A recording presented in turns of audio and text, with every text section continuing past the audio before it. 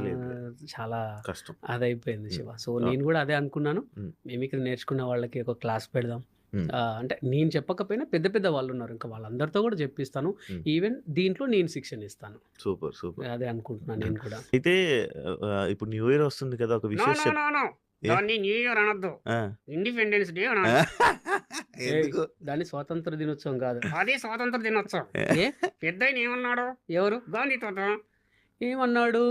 ఒక అమ్మాయి అర్ధరాత్రి రోడ్డు మీద తిరిగితేనే స్వాతంత్రం అన్నాడా? ఆ! ఆ! ఆ! అవును. అదే రోజుగా అమ్మాయిలు, అబ్బాయిలు మందు తాగి రోడ్డు మీద డింకిటికి, డింకిటికి. అలా అనొద్దు. అది న్యూ ఇయర్ మాత్రమే. ఓకే. చెప్పు శివ. న్యూ ఇయర్ విషెస్ చెప్తావా మా ఐ డ్రీమ్ ప్రేక్షకులందరికీ? ఓకే. ఐ డ్రీమ్ ప్రేక్షకులందరికీ నూతన సంవత్సర శుభాకాంక్షలు. Oh! Thank you. Happy new year.